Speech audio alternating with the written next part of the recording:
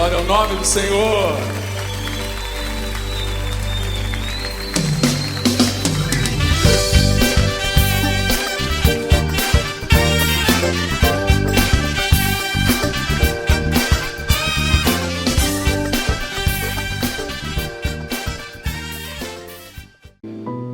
Você pode abrir a sua Bíblia no Evangelho de João, capítulo 17. Esta é a oração sacerdotal de Jesus. Evangelho de João, capítulo 17. Obrigado, amados.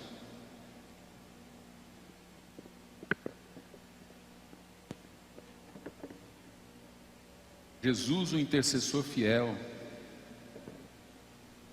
Capítulo 17.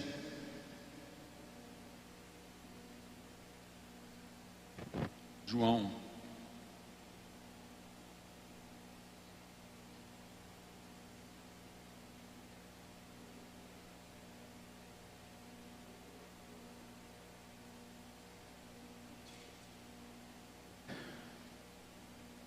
Depois de dizer isto, Jesus olhou para o céu e orou: Pai, chegou a hora. Glorifica teu filho, para que teu filho te glorifique. Pois lhe deste autoridade sobre toda a humanidade, para que conceda a vida eterna a todos os que lhe deste. Essa é a vida eterna, que te conheçam, o único Deus verdadeiro, e a Jesus Cristo a quem enviaste. Eu te glorifiquei na terra, completando a obra que me deste para fazer. E agora, Pai, glorifica-me junto a ti com a glória que eu tinha contigo antes que o mundo existisse. Eu revelei o teu nome àqueles que do mundo me deste. Eles eram teus, tu os destes a mim, e eles têm obedecido a tua palavra. Agora, eles sabem que tudo o que me deste vem de ti, pois eu lhes transmiti a palavra que me deste, e eles as aceitaram. Eles reconheceram de fato que vim de ti e creram que me enviaste. Eu rogo por eles. Não estou rogando pelo mundo, mas por aqueles que me deste, pois são teus. Tudo o que tenho é teu, e tudo o que tens é meu. Eu tenho sido glorificado por meio deles. Não ficarei mais no mundo, mas eles ainda estão no mundo, e eu vou para ti. Pai Santo, protege-os em teu nome, o nome que me deste, para que sejam um, assim como somos um. Enquanto estava com eles, eu os protegi e os guardei no nome que me deste. Nenhum deles se perdeu, a não ser aquele que estava destinado à perdição, para que se cumprisse a Escritura. Agora vou para ti, mas digo essas coisas enquanto ainda estou no mundo, para que eles tenham a plenitude da minha alegria. Dei-lhes a tua palavra, e o mundo os odiou, pois eles não são do mundo, como eu também não sou. Não rogo que os tires do mundo, mas que os proteja do maligno. Eles não são do mundo, como eu também não sou. Santifica-os na verdade, a tua palavra é a verdade. Assim como me enviaste ao mundo, eu os enviei ao mundo, e a favor deles eu me santifico, para que também eles sejam santificados pela verdade. Minha oração não é apenas por eles. Rogo também por aqueles que crerão em mim por meio da mensagem deles, para que todos sejam um, como tu és em mim e eu em ti, que eles também sejam em nós, para que o mundo creia que tu me enviaste. Dei-lhes a glória que me deste, para que eles sejam um, assim como nós somos um. Eu neles e tu em mim. Que eles sejam levados à plena unidade, para que o mundo saiba que tu me enviaste e os amaste como igualmente me amaste. Pai, quero que os que me deste estejam comigo onde eu estou, e vejam a minha glória, a glória que me deste, porque me amaste antes da criação do mundo. Pai justo, embora o mundo não te conheça, eu te conheço, e estes sabem que me enviaste. Eu os fiz conhecer o teu nome, e continuarei a fazê-lo, a fim de que o amor que tens por mim esteja neles, e eu neles esteja. Amém, queridos? Podem assentar. Este é um dos textos mais magníficos da palavra, a oração sacerdotal de Jesus. Jesus indo Por que a oração sacerdotal? Porque ele vai à presença do Pai como um sacerdote e intercede pelo seu povo. Ele intercede pela igreja, que somos nós.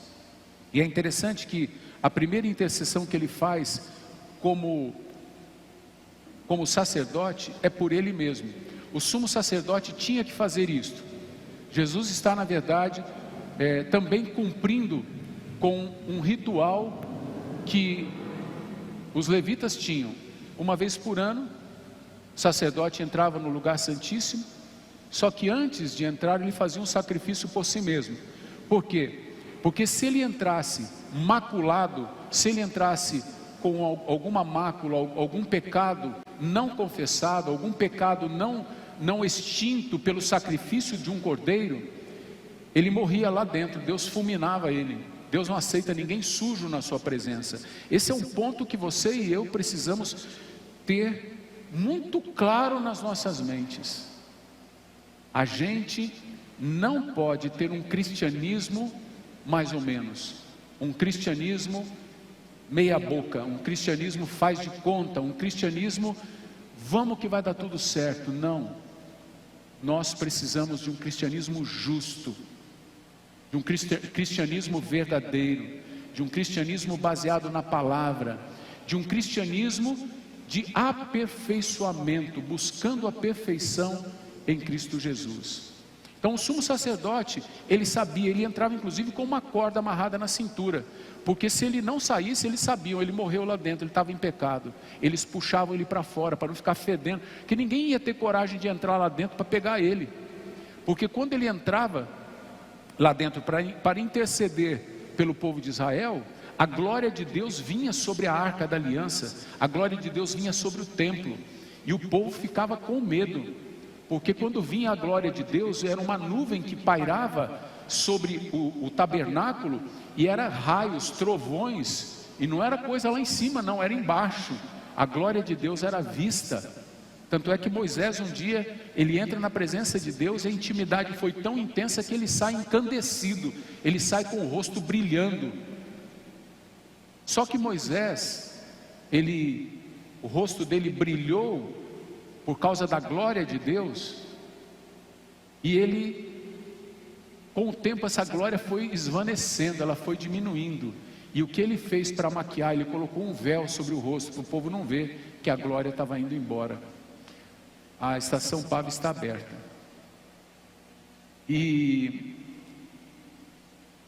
mas Paulo diz que nós não somos como Moisés, que precisou esconder o rosto.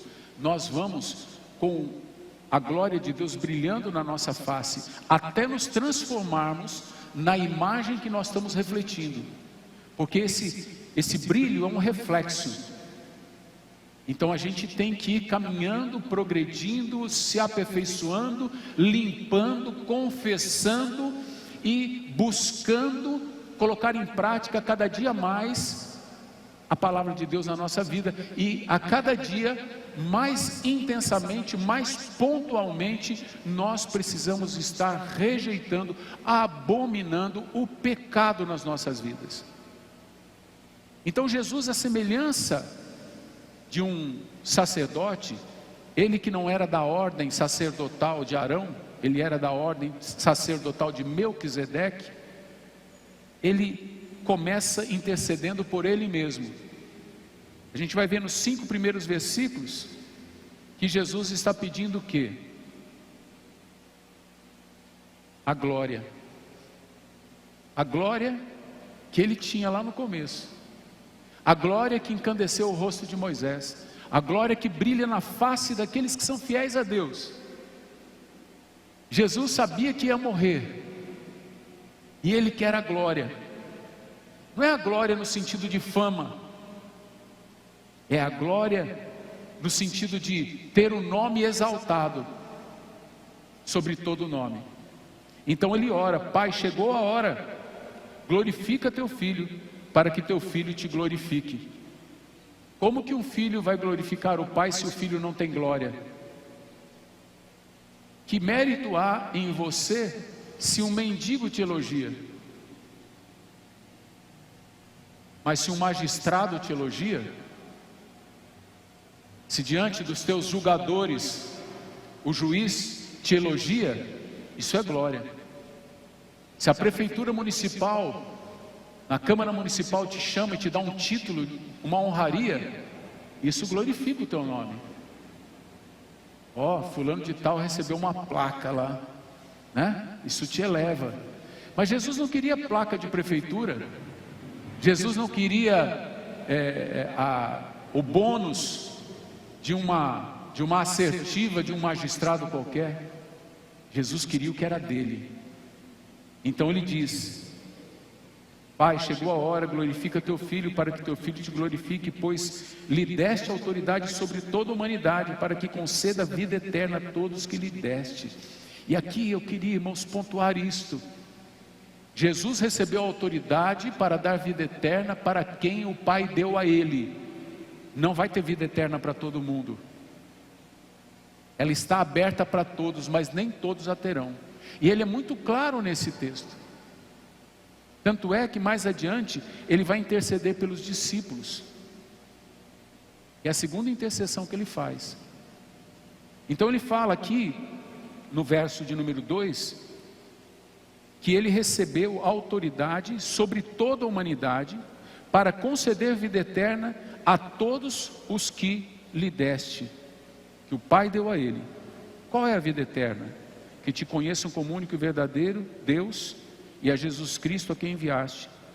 Eu te glorifiquei na terra, completando a obra que me deste para fazer. Como é que Jesus glorificou o Pai, irmãos? Completando a obra. Jesus não tinha ainda ido para a cruz, mas ele já estava falando: eu vou te glorificar, completando a obra, então me glorifica também. Com que Jesus seria glorificado? Porque, irmãos, quem morre não volta mais. A Bíblia é muito clara em dizer que o Espírito que ele fez habitar em nós é o mesmo Espírito que ressuscitou Jesus dentre os mortos. Jesus foi ressuscitado pelo Espírito Santo. Se Deus não o glorifica, ele fica lá. Se ele tem pecado, ele fica lá. Se ele não tem glória, ele fica lá. Mas ele foi tirado de lá por alguém que tinha glória. Por que Jesus desceu aos lugares mais abissais da terra? Por que Jesus foi aos lugares mais profundos da terra? Porque Jesus carregou o nosso pecado. Ele foi por causa do nosso pecado. Jesus foi para o inferno por causa do nosso pecado. Se Jesus não tivesse pecado, ele não tinha morrido, mas ele não estava com os pecados dele. Ele tinha atraído sobre ele, na plenitude dos tempos, os nossos pecados, os pecados de toda a humanidade, para que todo aquele que nele crê tenha vida eterna, não morra para sempre, mas tenha vida eterna. Então Jesus desceu ao Hades, ao Seol, por causa do pecado que ele assumiu. Ele se tornou maldito por nós naquela cruz. E como sair de lá? Somente pelo poder de Deus. Só que estava lá o homem Jesus, totalmente homem, cheio de pecado. Ele estava com o pecado de todo mundo que estava andando sobre a terra naquele momento, de todo mundo que andaria na terra depois daquele momento, até hoje, até o final dos tempos, e também com os pecados daqueles que estavam lá quando ele desceu. E agora veja que loucura, né? Jesus estava lá, e sabe o que ele fez lá? Ele ficou esperando o terceiro dia para ressuscitar, não foi? O que vocês acham? O que você acha em casa? Ele ficou esperando? Não, a Bíblia diz que ele pregou aos que estavam em prisão. Jesus sabe para que ele foi no inferno? Para pregar. Portanto, ninguém de antes de Cristo é indesculpável, porque ele pregou. E quando ele ressuscitou, ele subiu aos céus, levou o cativo o cativeiro. Ele levou o cativo o cativeiro. Ele prendeu a prisão. Todo mundo teve oportunidade de ouvir a pregação de Jesus. O próprio Deus foi pregar no inferno. É uma coisa muito louca, mas o amor de Deus é tão intenso que Deus não tem barreiras. Deus santo, maravilhoso, ele se despe da sua glória. E nesse tempo todo Jesus não estava inconsciente. Eu digo assim, vivendo aqui na terra, ele não estava inconsciente assim, sem saber quem ele era. Alguém que foi descobrindo quem ele era, alguém que foi se dando um nome. A Bíblia diz que ele jamais teve usurpação, jamais teve por usurpação o ser igual a Deus. Ele nunca entendeu que ser igual a Deus seria uma usurpação. Ele sabia que ele era Deus. Muita gente entende errado esse texto. Ele nunca teve por usurpação o ser igual a Deus, o ser igual a Deus, portanto, era algo que não era usurpado por ele, era dele. Então Jesus agora está orando, ele sabe o que ele está fazendo, e como ele glorifica o Pai? Completando a obra que o Pai deu para ele. Como que nós vamos glorificar o Pai, amados? Completando a obra que Deus deu para nós. A gente não glorifica o Pai vindo à igreja assistindo o culto, isso também, tudo bem, né? Mas vamos dizer assim, isso é cantar para a glória de Deus, é dar atenção à glória de Deus, a ouvir a palavra de Deus. Mas glorificar a Deus é quando você mostra para o mundo que você morreu para o mundo e vive para Cristo. Quando o mundo percebe que você não é mais de lá, você passou para o outro lado, para o lado de cima. Você está vivendo uma vida nova. Quando o mundo nota isso, isso glorifica a Deus. E quando você volta para o pecado, isso tripudia sobre o nome de Deus. E Deus fala que isto é vituperar o nome de Deus, é expor a desonra pública o nome de Deus. Quando um crente volta para o pecado, ele retrocede. Por isso que eu li sobre santidade no começo. Quando um crente retrocede na sua vida cristã, como está lá em Hebreus 6 e 10... capítulo 6 e capítulo 10, já não tem mais espaço para o arrependimento. E é por isso que muita gente não volta, porque não consegue mais se arrepender, porque o arrependimento é dado pelo Espírito Santo. Às vezes até tem uma coisa mórbida, né? Aquela sensação de que eu estou com problemas, a pessoa chora, é um remorso, mas não tem um arrependimento de voltar para brilhar para Deus. Sabe por quê? Porque caiu da graça. Isso está tudo lá, Hebreus 6 e 10, capítulo 6 e capítulo 10. Por isso nós precisamos tomar muito cuidado.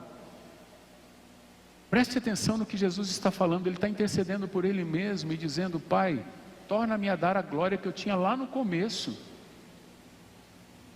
Antes de tudo ser criado, aquela glória, com aquela glória eu criei todas as coisas. João começa o primeiro capítulo dizendo que o verbo se fez carne e habitou entre nós, e o verbo estava com Deus, e o verbo era Deus. Ele está falando de Jesus, e Jesus agora então está completando o seu ministério, e ele fala: eu te glorifiquei na terra. Lá em Hebreus também diz que Jesus em tudo foi tentado, que nós temos um sumo sacerdote que pode se compadecer das nossas fraquezas, porque em tudo foi tentado, mas sem pecado. Imagina Jesus, um homem saudável, vamos pensar nele como homem, um homem saudável, um homem que emanava coisas boas, um homem do qual fluía uma aura graciosa, um homem que tocava enfermos, eles eram curados, um homem poderoso, um homem que quando falava as multidões se calavam, um homem que tinha as multidões aos seus pés. Imagina quantas mulheres cheirosas, bem postadas, com roupas belas, mulheres belas, se acercaram de Jesus e olharam para ele e viram um homem magnífico. Jesus passou por muita tentação, mas não pecou. As mulheres da corte traziam roupas para Jesus. Sabiam disso? Jesus não se vestia mal, como algumas pessoas pensam que Jesus era meio São Francisco de Assis, né? Meio mendigo. Não, Jesus se vestia bem, tanto é que quando ele morre na cruz, os soldados disputam a túnica dele, porque a túnica dele não tinha emendas. E por que não tinha emenda? Porque ela foi presenteada por essas mulheres da corte que o serviam. As mulheres lá da corte de Herodes, os homens estavam tudo lá querendo o poder de Herodes, as mulheres não tinham vez, as mulheres foram atrás de Jesus. Para onde ele ia, as mulheres da corte, está cheio de mulher rica lá andando com ele. Jesus não tinha falta de nada. Jesus não vivia mal. Jesus vivia com boas roupas. Jesus era um homem que não era fedido, porque não tinha desodorante naquele tempo, mas Jesus se cuidava. Imagina quanta tentação Jesus passou. Jesus tinha uma mulher no meio das mulheres mais cercanas de Jesus, mais próximas de Jesus. Tinha uma mulher que foi prostituta, uma mulher entendida de sexo, e uma mulher liberada, da qual tinha sido expulsos 7 demônios. Mas sabe o que Jesus fez durante todo o tempo? Ele glorificou o Pai. Irmãos, nós somos cercados por tentações, nós estamos cercados. Jesus entende as nossas lutas, vai até Ele, mas glorifique Ele com a tua vida. Faça o que é correto, faça o que é direito, faça o que se espera de um verdadeiro cristão. A gente fica muito preocupado com esta hoje em dia, né, a gente fica muito preocupado com esta aura de bons costumes, vamos dizer assim, desta coisa que estão fazendo do politicamente correto. Qualquer coisa é o culto à pseudo-virtude. Ah, você falou isso, você é racista. Você falou isso, você é homofóbico. Ah, você é misógino, você é isso, você é aquilo outro. Cheio de julgamentos, cheio de crivos. E eles falavam que éramos nós, que éramos os juízes, que éramos nós que apontávamos o dedo. Quando nós dizíamos é pecado, não faça isso, não faça aquilo, Deus não aceita aquilo outro. Agora os crentes parecem que estão com medo. Parece que pecado hoje é ser racista. Parece que pecado hoje é ser misógino, esqueci outro nome aí, né? Ser um homofóbico. Cristofóbico não é pecado, né? De crente você pode falar mal, mas dessas pautas progressistas você não pode falar. É verdade que é pecado ser racista. É pecado você discriminar homossexuais e prostitutas e ladrões e assassinos. Nós temos que lembrar que Jesus morreu por todos, embora nem todos serão dele. Então não nos cabe a nós ser juízes, mas nós precisamos estar atentos. Jesus fala: e agora, Pai, glorifica-me junto a Ti com a glória que eu tinha contigo antes do mundo ser criado. Então Jesus está pedindo ao Pai para ser glorificado. Então primeiro ele intercede por ele, e depois ele intercede pelos seus discípulos. É a segunda intercessão desse intercessor fiel. Jesus é o único intercessor entre Deus e os homens. Não tem esse negócio de santo interceder, não tem esse negócio de Maria interceder, de discípulo interceder. A Bíblia é clara, Jesus é o único intercessor entre Deus e os homens. É Jesus o homem, o único intercessor. E Jesus aqui está fazendo a intercessão. Jesus intercede por nós todos os dias, e o Espírito Santo intercede por nós, que é o Espírito de Cristo, intercede por nós todos os dias. Então, Jesus agora ele reivindica pelos seus discípulos, a partir do verso 6 até o verso de número 19, ele vai reivindicando diante do Pai algumas coisas, orando pelos seus discípulos, intercedendo por eles. Ele está falando: eu revelei o teu nome a eles, eu te glorifiquei. Eles eram teus, eles já eram teus. Preste atenção nesse fato que eu falei, porque Deus já escolheu já.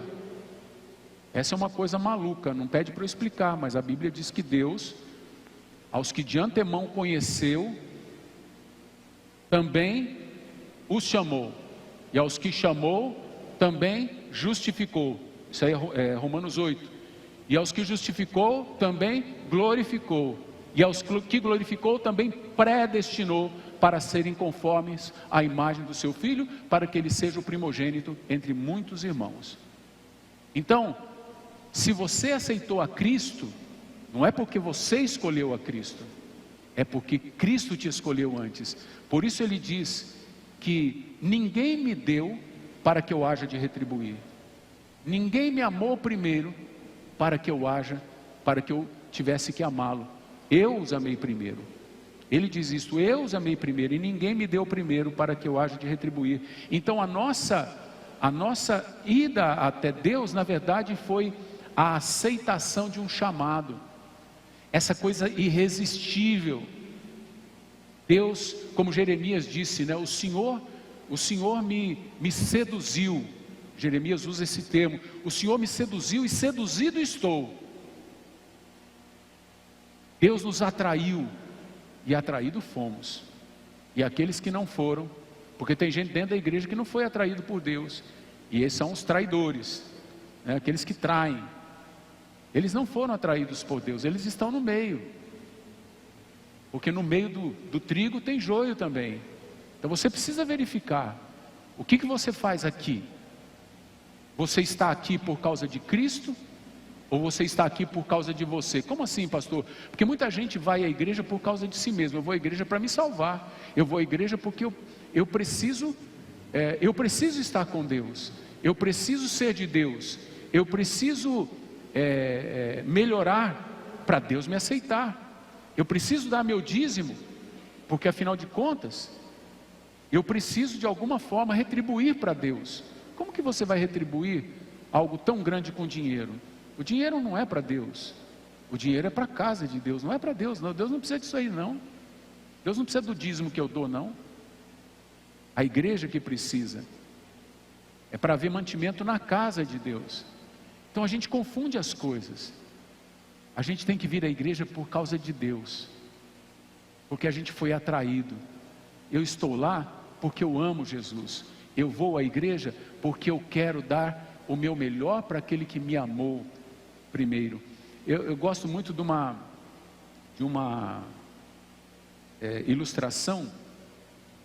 Eu já contei várias vezes, mas eu vou contar só como uma lembrança de como nós devemos viver para Deus por gratidão. É aquela ilustração que eu já contei, vocês sabem, do escravo que estava apanhando no pelourinho, no tronco, estava sendo chicoteado porque ele era um escravo fujão, ele queria liberdade, como todo mundo quer, né? Ele também queria dele, porque na verdade ele não nasceu escravo, ele era um ser humano como qualquer outro, e ele então está apanhando, porque o seu Senhor falou: olha, se você tentar fugir mais uma vez, eu vou matar você de tanto bater em você, eu não quero mais você.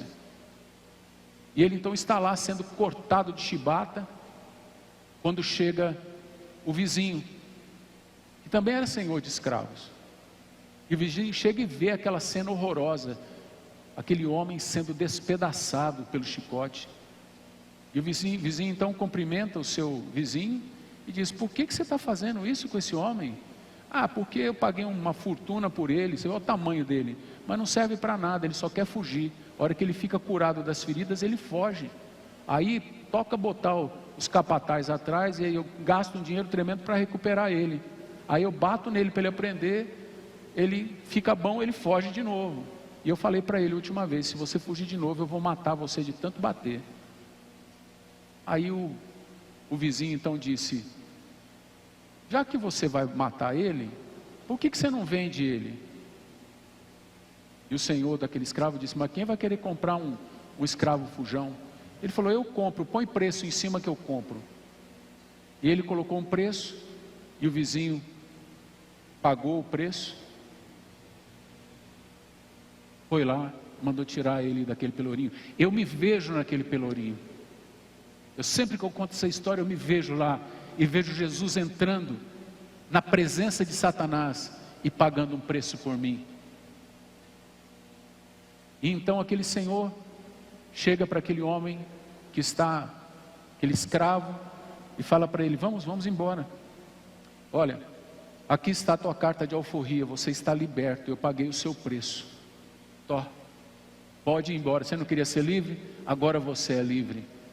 E o escravo então, com as suas mãos ensanguentadas, trêmulo do choque de apanhar tanto, ele pega aquela carta, e quando aquele senhor sai, ele sai correndo atrás. E o Senhor está indo pela estrada com a sua carroça, e ele sente aquela, parece que uma presença, ele olha para trás e vê aquele homem correndo atrás, todo ensanguentado, correndo atrás da carroça. Então ele para e diz: você não entende, você está livre, olha a tua carta de alforria, está nas tuas mãos, vai embora, você não quer ser livre, você está livre. E continua o seu caminho, e de repente ele olha para trás de novo, e aquele escravo continua correndo atrás da carroça. Então ele para e fala: você não entende o que eu estou te falando?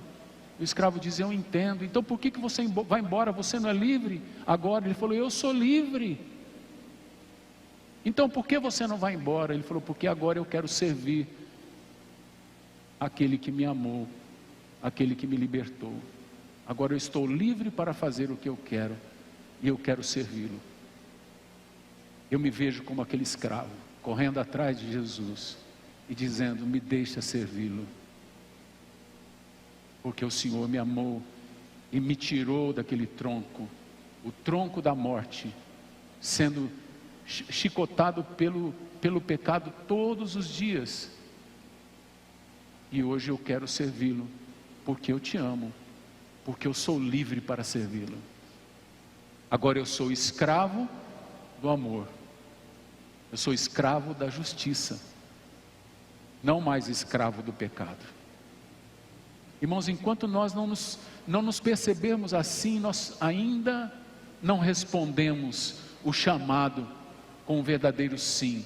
Nós estamos vindo à igreja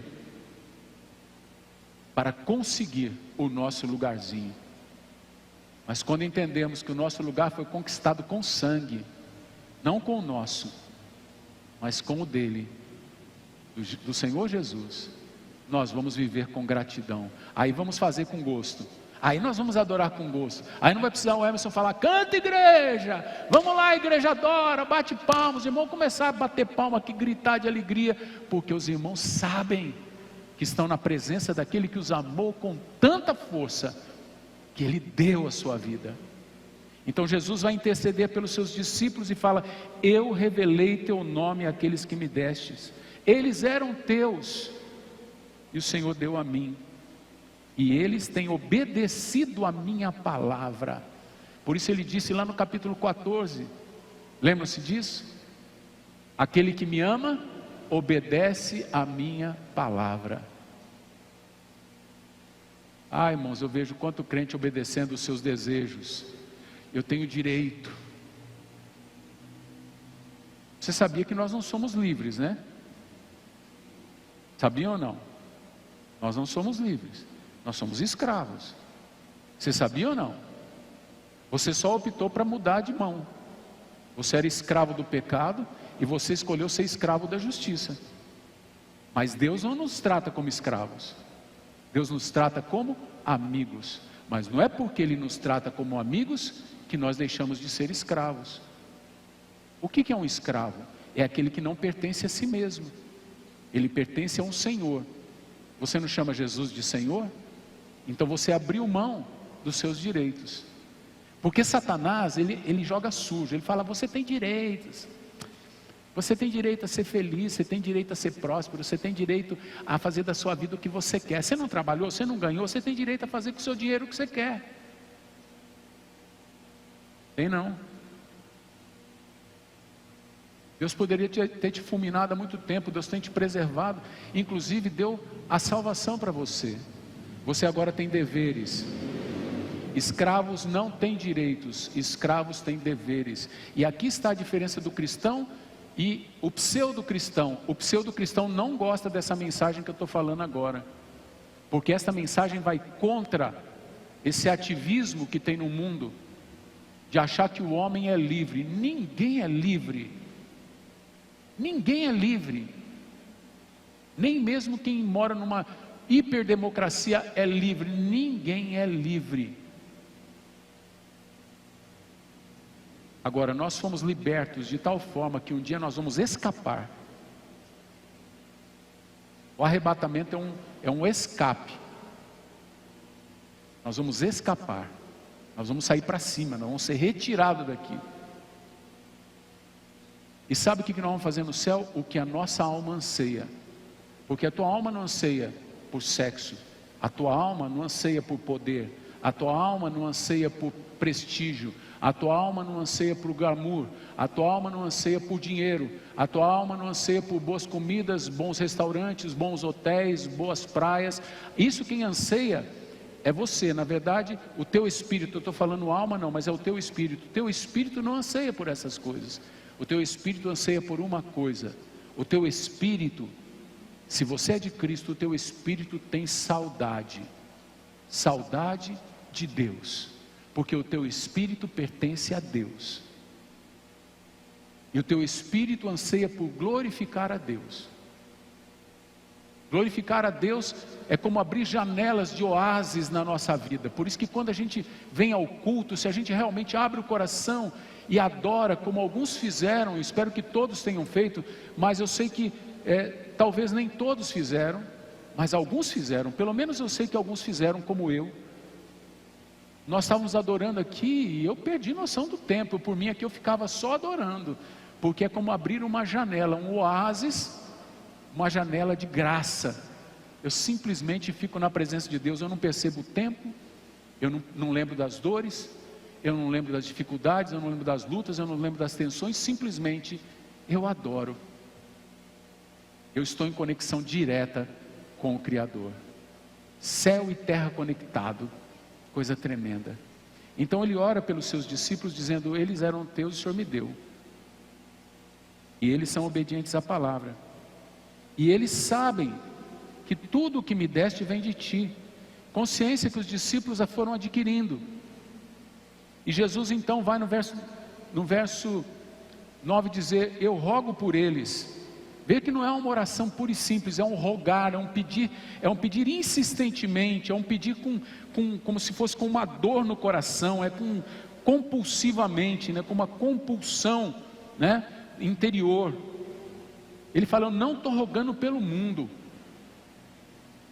Jesus, ele faz uma diferença bem clara, não tem nada a ver com o mundo, Pai. Eu não estou rogando pelo Estado de Israel, eu não estou rogando pelo Brasil, eu estou rogando por aqueles que me destes, porque são teus. Jesus, quando ele intercede por você, porque você foi dado pelo Pai a Ele. Tudo o que eu tenho é teu, tudo o que tens é meu, e eu tenho sido glorificado por meio deles. Aqui está a outra parte da glorificação. O Pai foi glorificado por Cristo, e Cristo é glorificado nos seus discípulos. Cristo é glorificado em nós, quando nós obedecemos a sua palavra, quando nós cremos que Ele foi enviado, quando nós fazemos por amor. E Ele vai dizendo: Pai, eu protegi eles, enquanto eu estava com eles no mundo, agora protege eles. Eu não estou pedindo para o Senhor tirar eles do mundo, eu estou pedindo para o Senhor livrar eles do diabo, livre eles do maligno. Não deixa o diabo destruí-los, coloca uma proteção. É interessante porque lá em 1 João, escrito também por João, João vai dizer que aquele que foi gerado por Deus, que é Cristo, vamos ver se eu acho aqui facinho, para eu não falar errado. 1 João,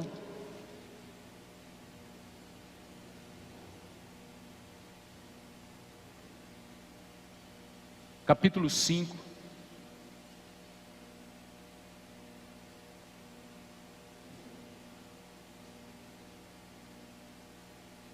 verso de número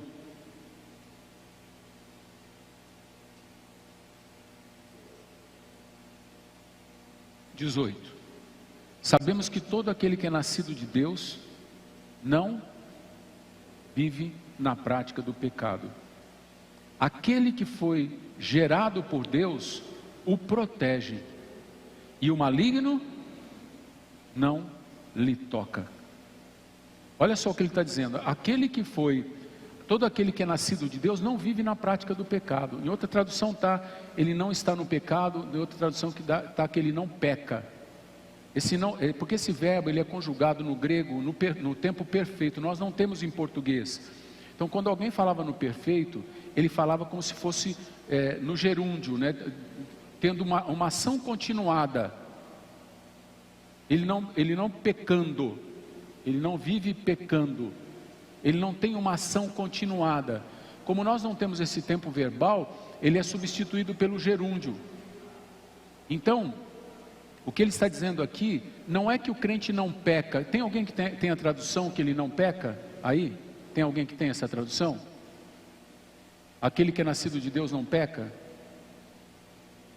Tem alguém que tem essa tradução? Porque hoje a maioria de vocês já está com a mesma tradução que eu, né, que é a NVI.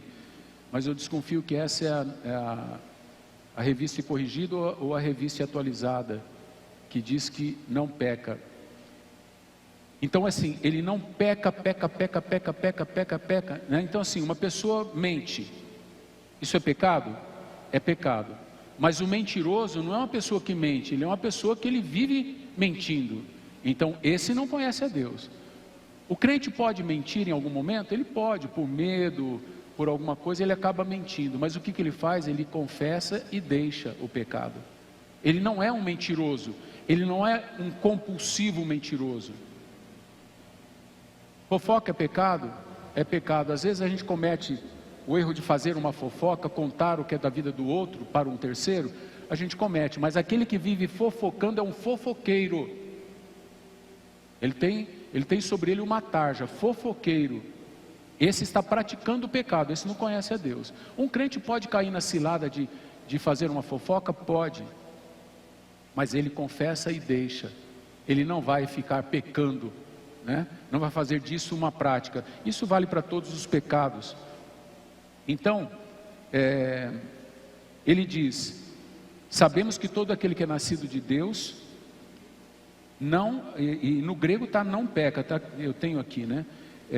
Eu tenho aqui na parte de baixo da minha Bíblia. Se você olhar lá, aqui assim, a minha está aqui, né? Ó.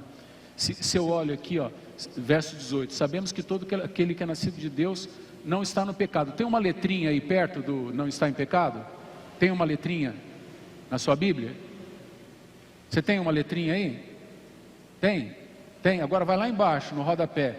Procura a letrinha lá, referente ao texto. Está lá, grego, não peca. Porque ele está no tempo perfeito. Então aquele que é nascido de Deus não vive na prática do pecado. Aquele que nasceu de Deus, ou que foi gerado por Deus, o protege. E o maligno não o atinge. Então, aqui também, esse texto tem duas interpretações, que uma é que Jesus foi gerado por Deus e Jesus nos protege, e outra interpretação é que aquele que foi gerado por Deus, ele se protege, ele se cuida, então aí o maligno não toca ele. Mas nós vemos aqui Jesus intercedendo para que o diabo não possa nos tocar, para que nós não venhamos ser malignizados.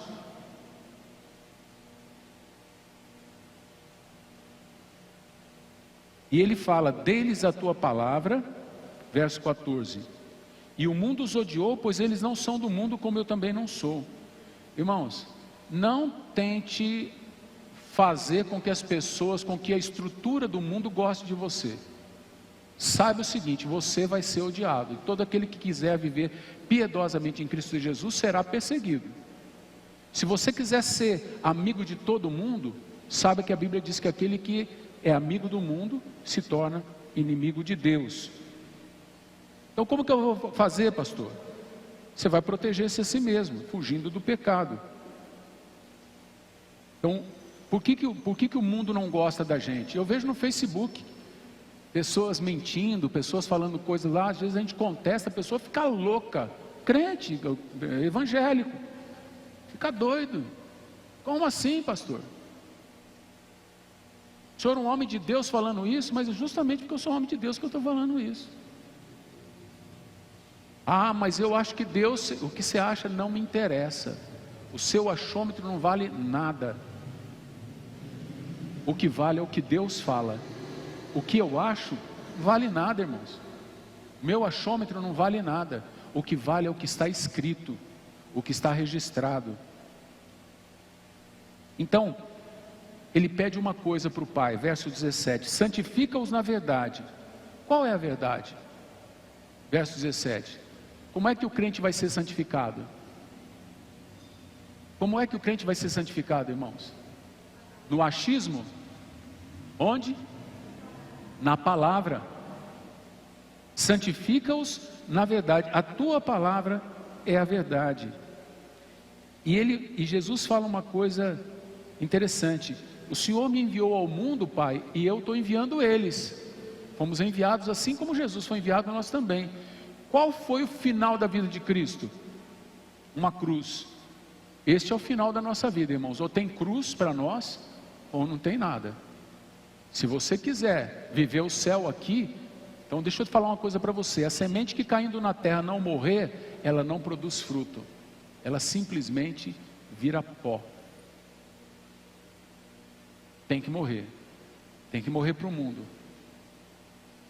Eu vou falar uma coisa para você: para matar a sua carne, você não vai matar ela, sei lá, dando beliscão nela. Tem que ser na paulada, tem que ser no tiro, tem que ser com força. Você vai ter que se tratar com força, você vai ter que ser forte para dizer para você: não, não e não, não vou fazer. Não vou fazer. É interessante que quando o médico fala para a gente assim: ó, não coma mais tal coisa porque isso te faz mal, a gente não come mais. Mas Deus fala para a gente: não faça tal coisa porque isso te faz mal, a gente continua fazendo. Por que a gente crê no médico e não crê em Deus? Irmãos, eu bebia refrigerante que nem doido. Coca-Cola então era... Às vezes eu lembro quando adolescente, principalmente, eu fazia isso. Eu ia para a educação física, na volta eu voltava da educação física do colégio, eu voltava com aquela sede. Eu ia num bar que tinha, era do Bicudo, né? Fazia educação física no Bicudo, voltava, o professor Isaac malhava a gente. Aí a gente voltava, passava num barzinho que tinha ali na Coronel Galdino, falava para o cara: dá uma Coca-Cola trincando. O cara dava uma Coca-Cola gelada para a gente enfiava o dedo na boca da Coca-Cola, virava de cabeça para baixo para ela descongelar, e bebia tudo de uma vez. Aquilo descia queimando, era o prazer da gente. Era eu mais um ou dois amigos que a gente fazia isso, e depois a gente ia para casa correndo. Eu morava lá embaixo na São Luís, na quadra 1100, lá perto do Bazar do Desconto. Aí eu descia da Coronel Galdino, depois de fazer educação física, todo vigor, com a Coca-Cola, né? Aí eu descia me sentindo. Com 40 e poucos anos, eu estava sentindo uma tontura esquisita, para frente e para trás, assim, ó. Não era rodando, era para frente e para trás. Aí eu procurei no otorrino, não tinha nada no meu sistema vestibular, né, no meu ouvido, não era labirintite. Aí ele falou para mim: ó, vai no oftalmo. Eu fui no oftalmo. Não, mas antes de ir no oftalmo, eu fui nesse otorrino. Ele falou para mim: põe um pé na frente do outro. Eu pus um pé na frente do outro, aquele negócio de colocar o dedo no nariz, fecha os olhos, coloca um pé na frente do outro, fecha os olhos, abre os braços, e por aí foi. Ele fez um teste clínico, bateu nas minhas costas e falou: você está com labirintite, o primeiro otorrino. E me deu um remédio chamado Vertix, me deu uma receita para eu comprar Vertix. Irmãos, eu fiquei tão indignado com aquele cara, do teste que ele fez comigo, e já me receitou remédio. Eu saí de lá, eu peguei a receita dele, amassei e joguei no lixo. Eu não vou tomar esse remédio não. Aí eu fui num outro otorrino. Cheguei lá, o cara falou assim: eu falei: ó, não fala nada, doutor, se o senhor for falar que eu tenho labirintite, eu não vou aceitar, porque eu não giro, minha cabeça não gira, é para frente e para trás, e eu não fico fazendo assim, eu só tenho uma sensação. Ele falou: então vamos fazer um exame computadorizado. Aí, um exame mais, sei lá se era computadorizado, um exame mais específico. Eu acho que alguns de vocês já fizeram. Você entra numa cabine, aí tem um sonzinho, fica lá, vai diminuindo. Quem já fez esse teste? Se você já fez, você lembra que você teve que ficar 14 dias sem tomar café, sem comer chocolate, sem beber refrigerante. Lembra disso? Você ficou 14 dias. Depois de 14 dias você pode fazer o teste para não dar interferência no seu equilíbrio, porque tudo que tem cafeína te interfere no seu equilíbrio. Aí eu fui e fiz o teste, fiquei 14 dias sem beber refrigerante. Eu não quero falar sobre o teste, quero falar sobre refrigerante. Aí eu pensei comigo, rapaz, eu fiquei 14 dias sem beber refrigerante. Refrigerante eu sei que não presta. Eu vou ficar mais 14 dias, agora eu vou ficar por minha conta. Se eu pude ficar porque o médico mandou, agora eu vou ficar porque eu quero ficar. E eu fiquei mais 14 dias. Falei, poxa, deu praticamente um mês que eu fiquei sem refrigerante. Se eu fiquei um mês, agora eu vou ficar 2 meses. E eu fiquei o segundo mês sem refrigerante. Falei, quer saber de uma coisa? Esse ano eu não tomo mais refrigerante. Eu decidi, eu não vou tomar mais refrigerante. Irmãos, quando estava no aniversário, na minha casa, às vezes a Beth continuou bebendo refrigerante por um tempo ainda. Hoje você não bebe mais também, né, bem? Não bebe mais também, mas ela continuou por um tempo. Eu lembro que quando a pessoa abria a garrafa de coca, qual o barulho que ela faz? O gás, não é? Eu sentia, irmãos, como se o gás tivesse entrado no meu nariz. Podia estar lá na porta. Se eu escutasse o barulho, eu sentia, meus olhos lacrimejavam. Isso é vício. Eu sentia como se o gás tivesse entrado no meu nariz. Sabe quando você bebe e o gás sobe pelo nariz? Não é assim que acontece quando bebe refrigerante, principalmente a Coca-Cola? Você tem essa sensação também de que o gás entrou pelo seu nariz? Não? Eu tinha essa sensação. E depois que eu estava sem beber refrigerante, eu sentia isso. E o primeiro ano, eu fiquei sem beber e às vezes eu queria beber. Mas eu falei, não, eu falei que não vou beber. Fiquei 1 ano sem beber. Falei, quer saber de uma coisa? Depois de 1 ano, falei, quer saber de uma coisa? Eu não vou beber mais refrigerante. Já fazem 22 anos que eu não bebo refrigerante. Às vezes quando o médico fala para a gente não beber, a gente não bebe. Mas por que a gente não toma decisão? Se faz mal, por que a gente não toma uma decisão? Eu não vou fazer mais isso. Sabe por quê, irmãos? Porque a gente está acostumado a ceder aos prazeres do corpo. Então por isso que ele fala que em favor deles eu me santifico, para que também eles sejam santificados pela verdade. Se você quer que os teus discípulos se santifiquem, eles precisam ver santidade na sua vida. Se eu quero ganhar aquele pessoal do pedal para Cristo, eu não posso estar pecando junto com eles. Eu devo estar com eles, mas não ser um deles no sentido amplo da palavra. Eles precisam saber que eu sou diferente e que eles também podem ser diferentes. E eles têm que saber que não só sou diferente, mas que ser diferente do jeito que eu sou é melhor do que ser daquele jeito. E por fim, depois de pedir pelos seus discípulos, aqueles, e ele define bem, não é pelo mundo que ele está intercedendo, mas é por aqueles que obedecem a palavra, e ele diz, eu me santifico por eles, e ele pede, não deixa o maligno arrebentar com a vida deles. Eu não estou pedindo para tirá-los do mundo, quer dizer, ele pede proteção, ele pede cuidado, ele pede santificação, ele pede glorificação sobre os discípulos dele. Agora ele faz um pedido especial, diferenciado, uma terceira intercessão. Ele ora por aqueles que ainda não criam nele, mas que são dele, no futuro dele. Ele pede por aqueles que viriam a crer nele, pela pregação dos seus discípulos, pessoas que nem conheceram ele fisicamente, mas queriam conhecê-lo através da pregação. Então ele fala, a partir do verso 20 até o final, ele fala, minha oração não é apenas por eles, rogo também por aqueles que crerão em mim, verso 20, por meio da mensagem deles. E por que ele está pedindo? Preste atenção nisso. Por que ele está pedindo por ele, pelos seus discípulos e pelos discípulos dos seus discípulos? E pelos discípulos dos discípulos dos discípulos dos discípulos? Ele faz esse pedido por uma causa. Ele fala, ele coloca o motivo dele, é para que haja unidade na igreja. Não é união, unidade. O que é unidade? Unidade é diferente de união. União, estamos juntos, que nem nós estamos numa união aqui, ó. Mas nós temos unidade? Não sei. A gente tem unidade de pensamento, todos estão pensando do mesmo jeito, querendo as mesmas coisas, têm o mesmo temor de Deus, têm os mesmos conceitos no coração, as mesmas doutrinas. Às vezes não há unidade entre nós. Tem crente que aceita o pecado, tem crente que já entendeu que não pode. Tem unidade. Ele está preocupado com isso.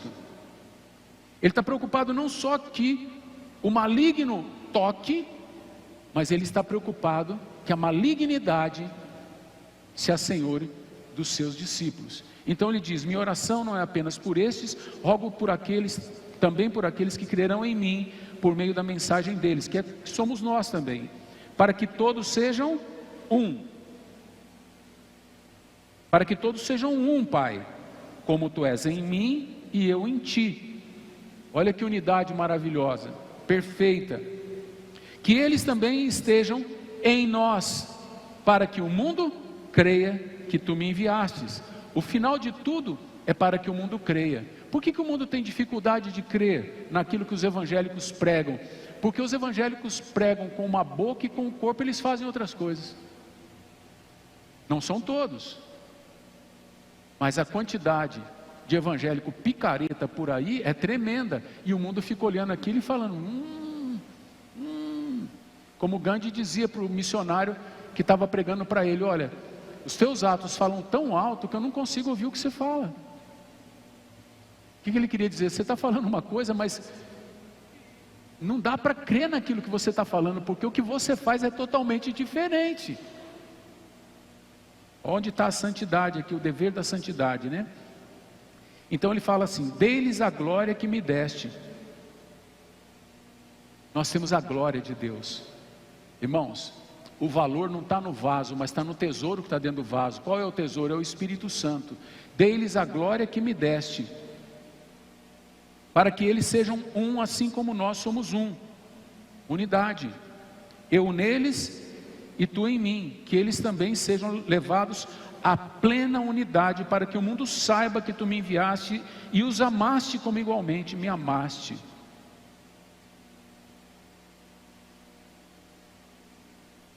Eu tinha um tio ateu,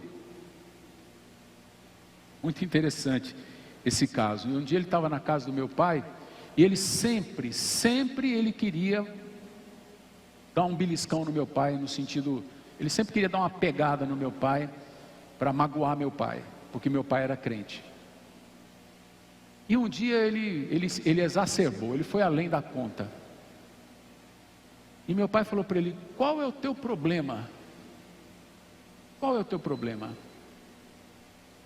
E ele então, que se dizia ateu, ele falou assim: o meu problema é que você é macumunado com o homem.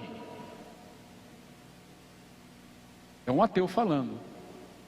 Traduzindo, você já entendeu que meu pai e Deus, eles eram íntimos, né? Que eles tinham alguma coisa entre eles. Ele te dá tudo.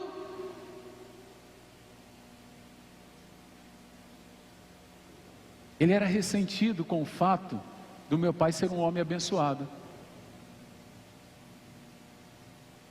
E eu me lembro que eu contei para ele a história do burrinho que levou Jesus para Jerusalém, quando isso aconteceu. Eu falei: tio, eu posso te contar uma historinha? Eu deixei passar esse momento, né? Depois lá para o final, eu falei: tio, eu posso te contar uma historinha? Pode sim. Homem grosseiro? Pode sim. Eu falei: tio, você conhece a historinha do burrinho que foi levar Jesus para Jerusalém? Ele olhou para a minha cara assim, tipo, lá vem vocês com coisa de Deus de novo, né? Falei: não, é uma historinha, não está na Bíblia não. Falou: então conta.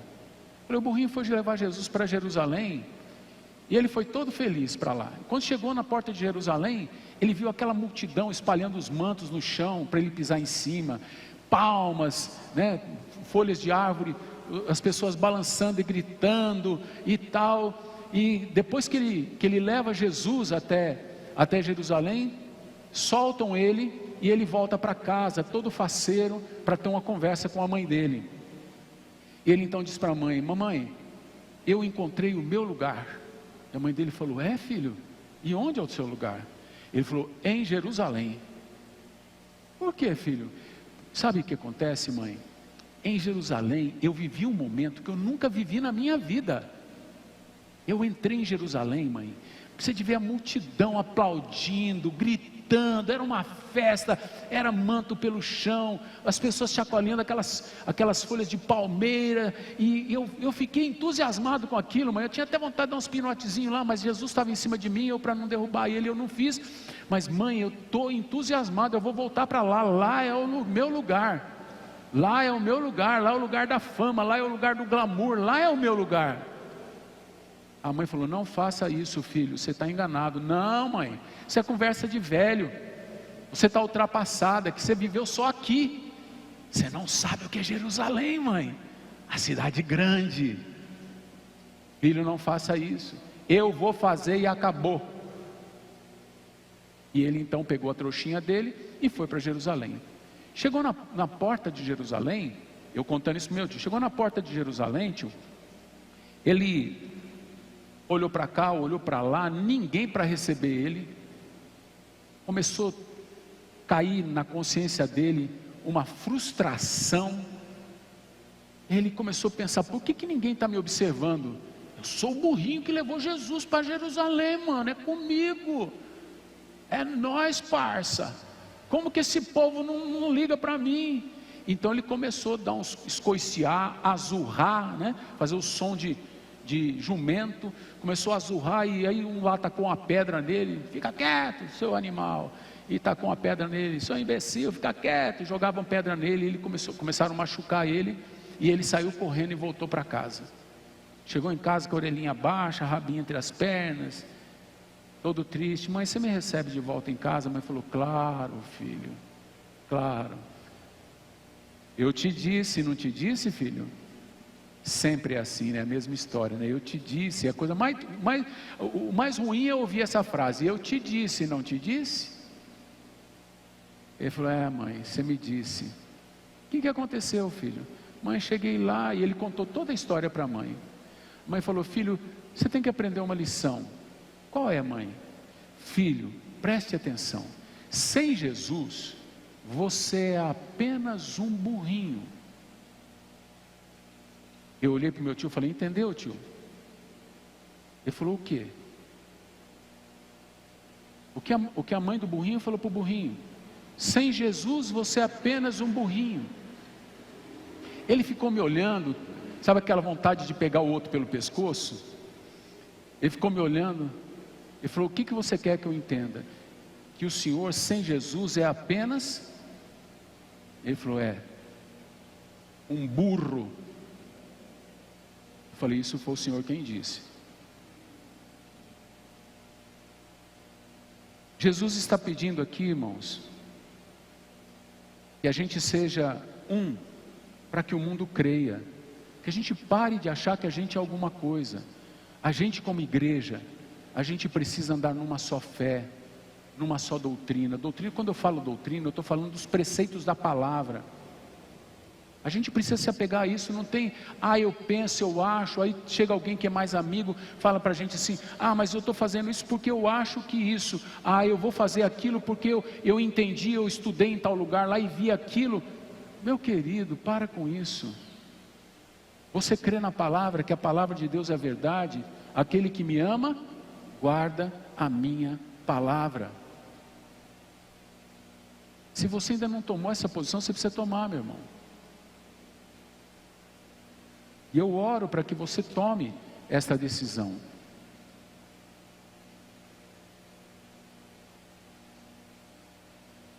Jesus está orando por nós, e orou por você, e tem intercedido por você todos os dias. Sabia que Jesus intercede por você todos os dias? Porque todos os dias Satanás vai à presença de Deus para te acusar.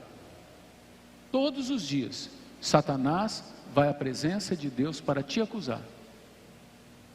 Você pensa que você passa o dia todo sem pensar em Deus e tal, e Satanás passa o dia todo sem pensar em você? Não, ele vai na presença de Deus te acusar. E sabe o que Jesus faz no céu por você? Jesus é o teu advogado, e Ele colocou o Espírito dele para interceder por você. Quando o diabo chega lá para te acusar, diante do trono de Deus, diante do trono, Jesus se aproxima e se coloca ao lado dele para te defender. Então o diabo fala: ele lá, ele lá fez isso. Jesus mostra o sangue. Eu só vejo o sangue. Eu não vejo o que você está falando. Sabe por quê? Porque nós fomos lavados pelo sangue, e a Bíblia diz que quando a gente confessa um pecado, Deus pega esse pecado e lança no mais profundo abismo e já não se lembra mais dele.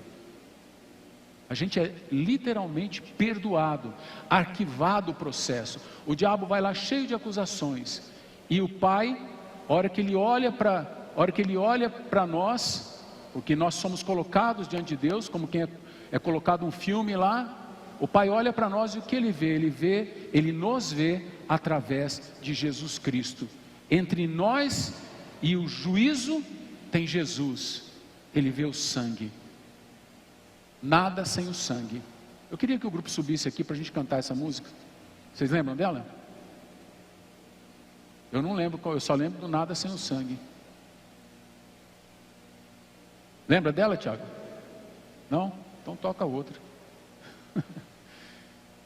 Eu queria terminar, encerrar esse culto. Eu queria que você se colocasse em pé, colocasse a tua vida diante de Deus. Vivemos um mundo muito estranho.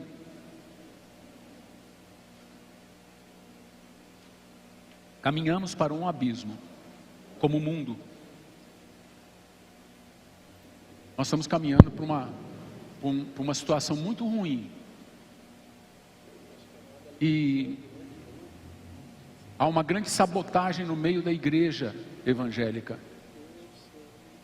E a sabotagem,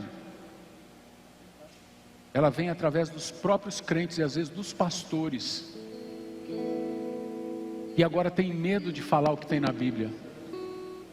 Daqui a pouco, nós não vamos poder usar a Bíblia. Por isso é bom que você vá lendo e decorando textos. Porque daqui a pouco, nós vamos ter que nos esconder para ler a Bíblia. Talvez não vá muito tempo para isso. Nós estamos vendo o país que mais perseguiu o cristão na história, entrando no Brasil pelas televisões, pelos jornais. Agora o jornal O Globo vendeu duas páginas inteiras para fazer propaganda do governo chinês. Para quem? Para nós? Para quê? A TV Bandeirantes hoje é submissa à direção do Partido Comunista Chinês, segundo o que está aí na internet. Então nós estamos vendo, você vê que a China está boicotando o Brasil. Os caras comem gafanhoto, morcego, rato, sapo, mas não pode comer a carne brasileira. Estão boicotando a carne brasileira. Sabe por quê? Porque o Brasil está se agigantando no agronegócio. Então a política, isso tudo está sobrando para nós. Nós estamos vendo a inflação aumentar. E aí o que eles querem? Tira este governo e volta o governo. E volta o outro governo. Qual o outro governo? Que é um governo, o que tem aí de centro e de esquerda é tudo igual, viu, irmãos? É tudo a mesma laia. Volte um governo que dê para corromper as estruturas e para implantar coisas que são contra a palavra. Cuidado. Toma muito cuidado. Quando vier o tacão dizendo: você não pode mais pregar, que nem está acontecendo em alguns lugares dos Estados Unidos, no Canadá, pastores estão sendo presos. Aqui já tem gente apanhando na rua. No Brasil já tem pregador de rua apanhando na rua. Mas ninguém fala nada. Porque não faz parte das políticas identitárias. Ser cristão, ninguém fala. Você já reparou que ninguém fala mal de muçulmano na televisão? Mas de cristão fala. Então, nós precisamos nos santificar, irmãos. E a gente vai se santificar por meio da palavra. Nós temos que ser um povo exigente conosco mesmos. Nós precisamos ser estritamente da palavra. Por isso Jesus orou ao Pai, para obedecermos a palavra, para que Satanás não nos destruísse, para que o mundo pudesse ver a gente juntos na palavra. Você imagina o que é?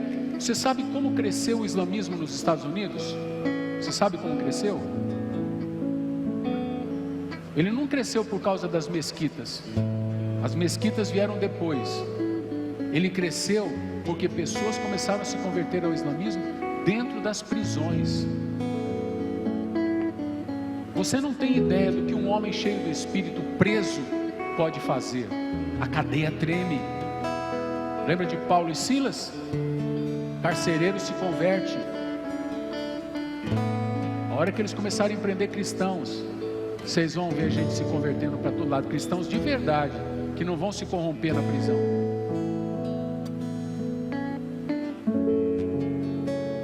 Por isso, você precisa estar pronto para a hora de ser preso, porque alguns de nós seremos presos e presas também. E o testemunho vai ter que falar mais alto do que as palavras, porque nem sempre vamos poder falar a palavra. Ainda é possível dentro dos presídios falar a palavra, tem igrejas lá dentro. Então eu queria agora que você consagrasse a tua vida a Deus. Você ouviu a palavra, você enxergou na tua própria vida alguma coisa que está em desconexão, que não está legal. Você percebeu que não há santificação, que precisa ser melhorado? Fala com Deus agora e acerta isso. Toma decisões. Se eu pude deixar de beber refrigerante, você também pode. Se eu pude deixar de ser mentiroso, você também pode. Se eu pude deixar de roubar, você também pode. Se eu pude também deixar de mentir, você também pode. Se eu pude deixar os pecados sexuais, e deixei muitos pecados sexuais para trás, você também pode. Se eu posso viver para Deus, você também pode. Vai para a presença dEle, dobre os teus joelhos, tome decisões. Tome decisões. Alegrei-me quando me disseram: vamos à casa do Senhor. Na casa do Senhor tem alegria, na casa do Senhor tem muito amor. Alegrei-me quando me disseram: vamos à casa do Senhor. Na casa do Senhor tem alegria, na casa do Senhor tem muito amor.